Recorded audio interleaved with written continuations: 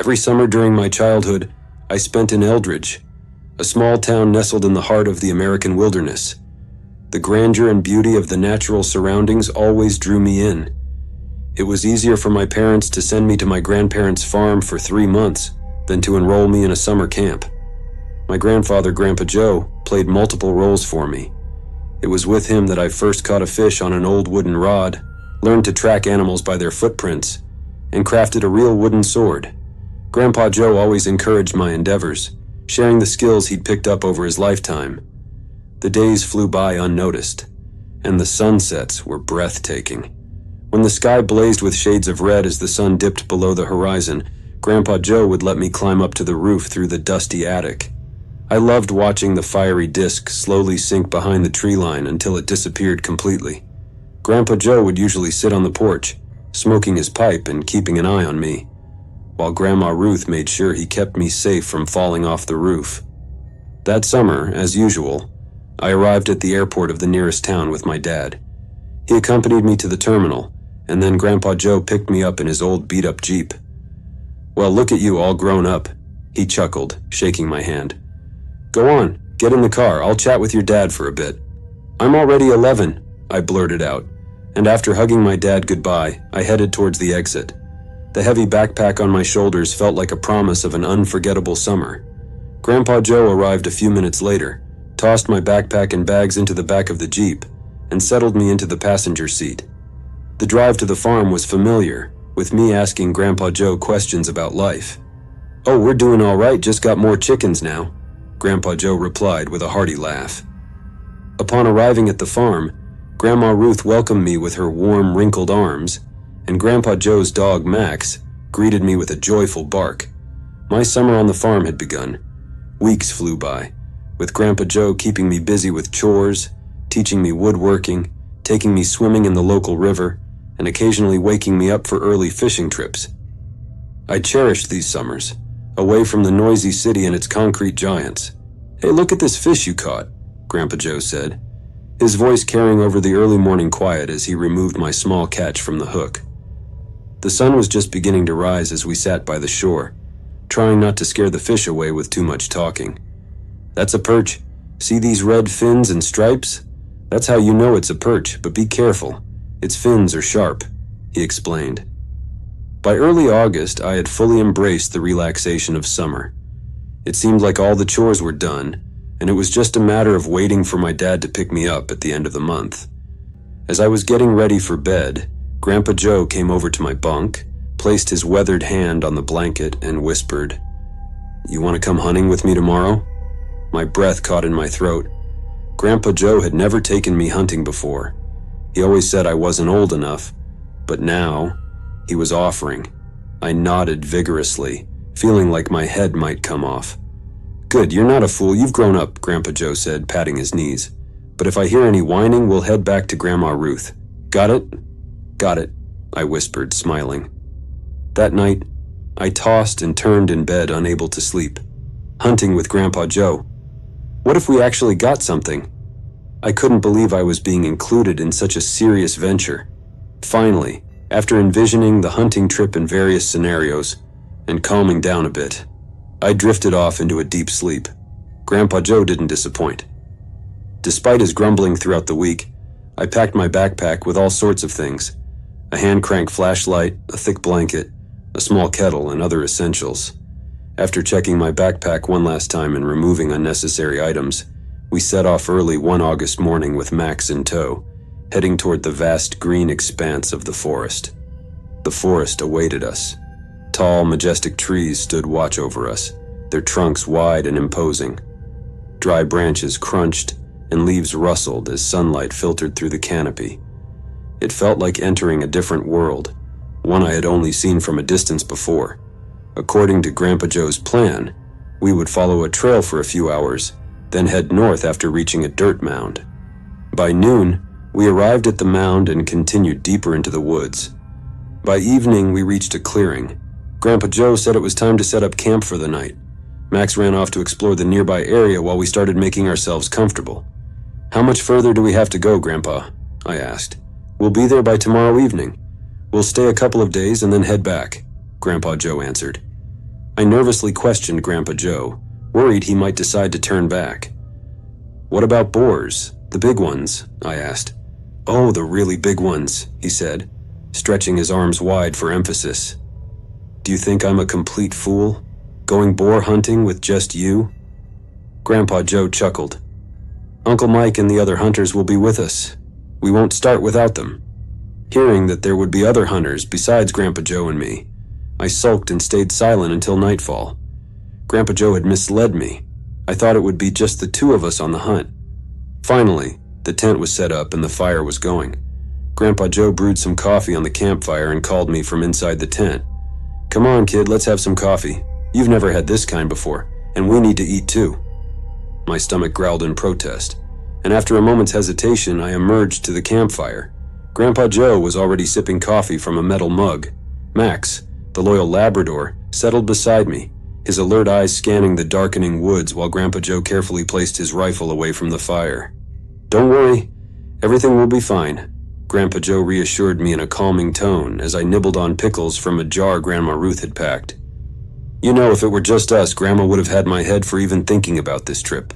His words were enough to ease my anxiety. The thought of the seasoned hunters accompanying us added to my sense of security. It was one thing to be alone with Grandpa Joe and Max, but quite another to have a group of experienced men nearby. Soon, the cool night air and the rhythmic sounds of the forest lulled me into a deep sleep, though I was vaguely aware of Grandpa Joe shifting outside the tent, checking on things, and Max stirring occasionally as if on guard. We were up with the sun, quickly ate a simple breakfast and packed up our camp, heading further into the dense forest. Grandpa Joe seemed unusually quiet, his usual humor replaced by a stern, almost worried expression. During a brief break as we sat on a fallen log, I couldn't help but ask, "Is everything all right, Grandpa?" Grandpa Joe shook off his thoughts and forced a smile. Yeah, it's just, we've been out here for hours, and there's no sign of any game. It's odd, that's all." His unease was contagious, and I couldn't shake the feeling that something was off. Later that afternoon, Max, who had been exploring the underbrush, suddenly growled low in his throat.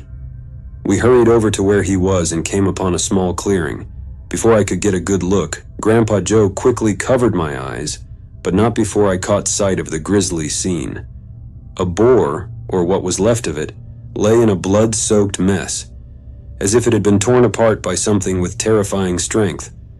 Grandpa Joe's grip on my shoulder tightened, and he muttered under his breath, "Damn it, something's not right here."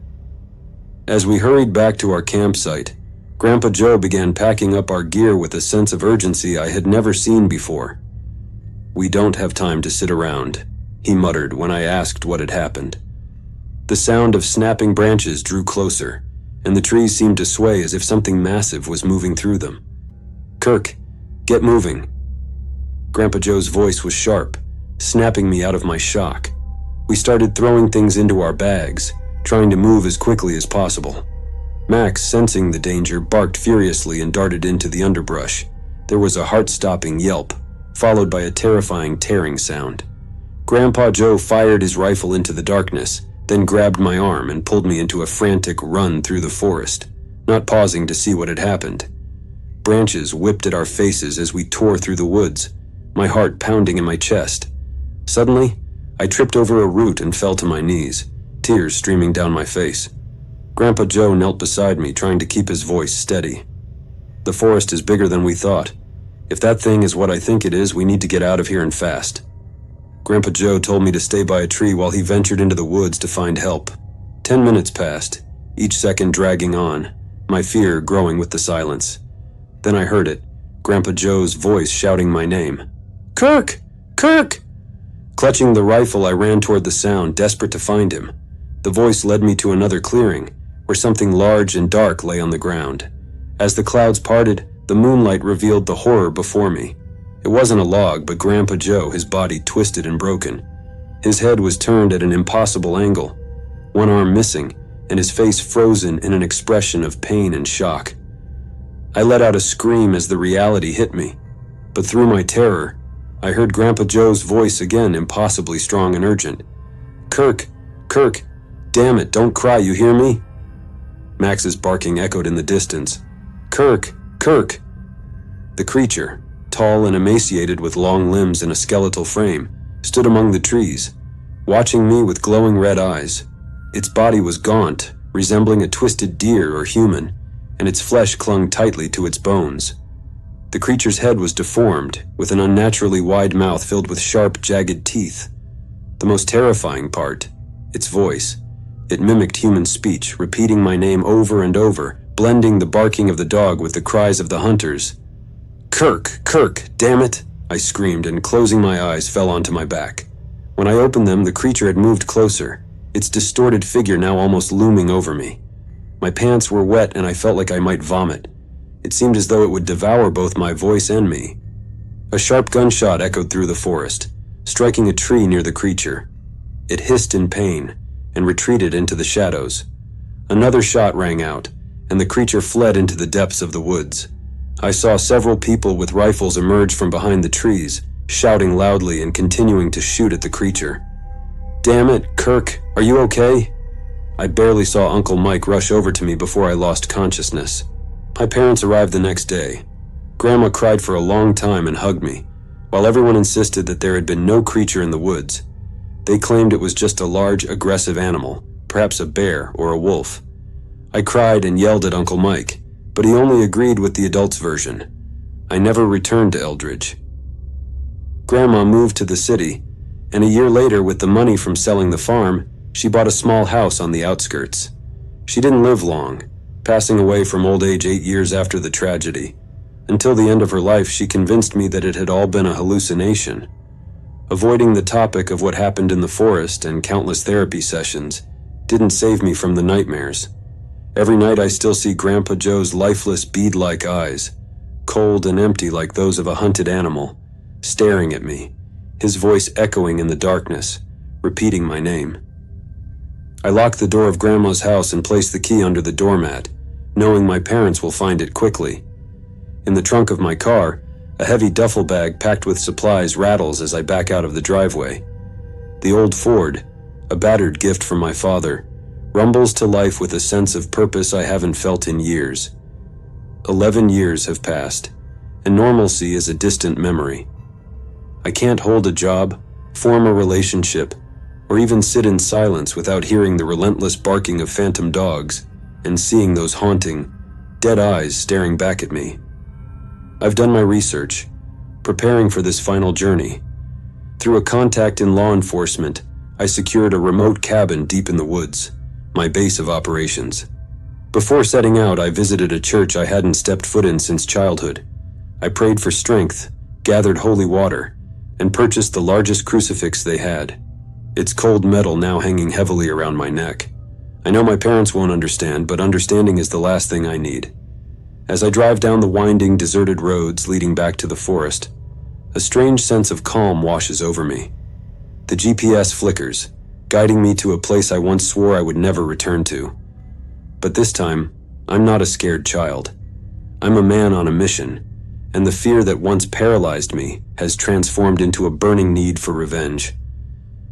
The car's headlights cut through the dense fog as I approach the dark, looming trees that marked the edge of my nightmares. The creature that shattered my childhood, that stole my life, is still out there. I can feel it, lurking, waiting. It hasn't gone anywhere. It's waiting for another victim, another life to ruin. But tonight, the hunt begins, and this time, I'm not running. I will find it. I will destroy it. I will avenge everything it took from me. And if it costs me my life, so be it.